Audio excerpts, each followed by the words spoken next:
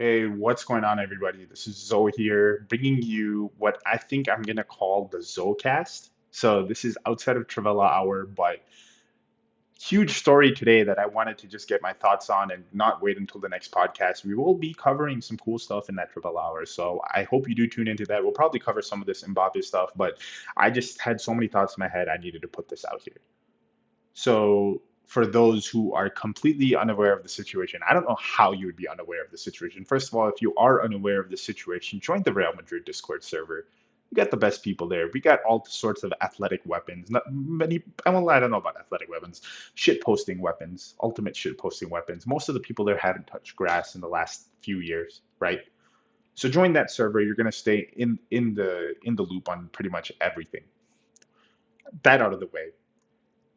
Today, we got a story that Kylian Mbappe, after signing this huge contract, making this huge deal, is unhappy at Paris Saint-Germain. He is unhappy. And I think to unpack this, we first need to rewind a little bit to what happened this summer. Champions League final finishes, and all indications point to Real Madrid signing Mbappe. There was nothing really against that, right? So he goes on this trip to Qatar and they make a revamped offer. Approximately, rumor has it, somewhere between 200 to 300 million euros more over the course of 3 years than what Real Madrid were offering. That's a huge sum. And to someone, I am someone in the similar age group as Mbappe, right? And I don't want to compare our situations, completely vastly different things. But what I can say is that I have seen how money factors into decision making. I'll give you an example. About a year ago, I was working at a job with excellent work-life balance, manager who cared about me, teammates who cared about me, and a place where I was thriving and learning. I got an offer to interview at this really nice company, a lot more pay, a lot more prestige, all of that, but at the cost of work-life balance. I knew that going in, but I still went through with the interview. I joined this company, huge signing bonus hits my bank account, et cetera, et cetera. Huge signing bonus for me, right? Like maybe not for other people, but for me. And all of a sudden, first 1 to 2 months, I'm living life. I'm living life. I'm enjoying myself. This is awesome. But eventually, that new money feeling wore off and it got to the day to day of the job. And I'm at the point now, I mean, a lot of you in the server see me posting on VIP channel. It's not the best, man. It's a lot of work, a lot of stress, long hours, etc. But I prioritize my decision based on the monetary value that I was getting from it.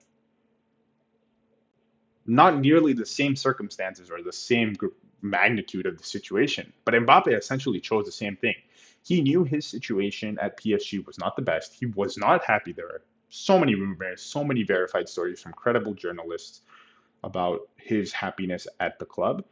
He was not happy, but he chose to overlook all of that for this monetary gain, which I do not hold against him at all.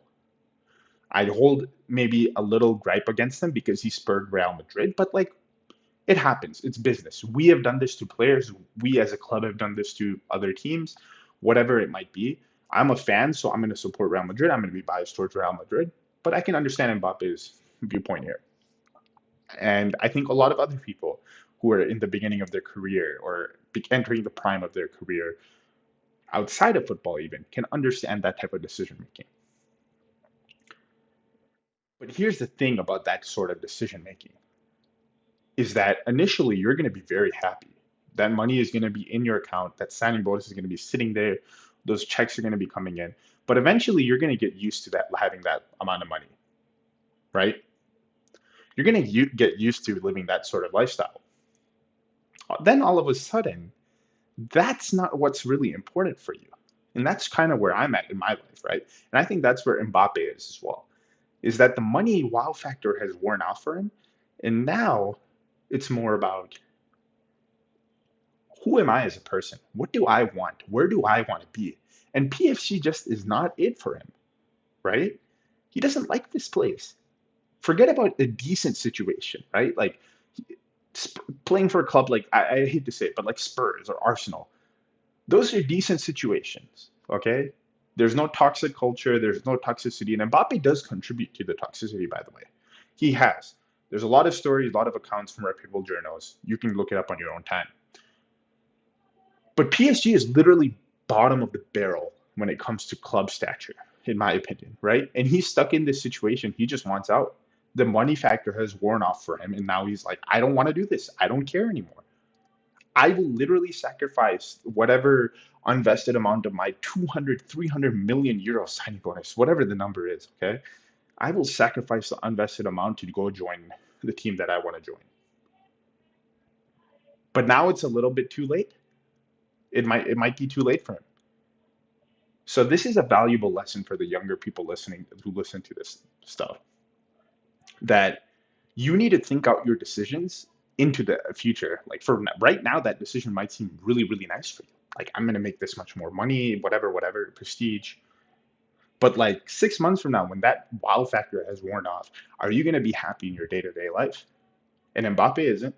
And honestly, right now, real stuff, I might not be either. I'm not I'm not at the point where I want to leave this job, if that makes sense. But like, you get what I'm saying, right? And I've spoken to friends who are in similar situations to me, and they it's kind of like the same thing. So whenever you do have to make one of those decisions, you really should think all of that through. So all in all, that's kind of how I feel about Mbappe's situation and why he's come around to this. I do genuinely believe that he wants out based on the reporting that we have seen. But we'll see. We'll see. There's been a lot of twists and turns there. I think lastly, just to play devil's advocate and kind of think of this from a Real Madrid perspective, it's it's scary, right? This is a guy who's burned us before. We've been burned honestly twice in this saga. Once by PSG initially when we offered the transfer fee, and the second time by uh, Mbappe himself. So we'll see. We'll definitely see like where this goes. But I do think he would be a valuable addition to the team. The team right now is kind of looking forward. You know, there's this huge hole that Benzema's eventually going to leave an attack. And we are set up fairly well. It's not like we're desperate for him, but Mbappe definitely would accelerate the future of this team. So if there is somehow a way that we get PSG to sell, which in itself is a huge thing, I wouldn't mind him coming through. But we'll have to see. We'll have to see about all of that. It's so far in the future. Um, so yeah, I think overall, my thoughts are when it comes to your own decision making, think things through in the future. Don't get distracted by the wow factor. And yeah, that's just, I feel like that's generally decent life advice. So I don't know how often I'm going to be doing these. Maybe I'll do them once every 2, 3 weeks in between our normal travel hours. But for anyone listening, thank you so much for listening. I will catch you next time. Peace.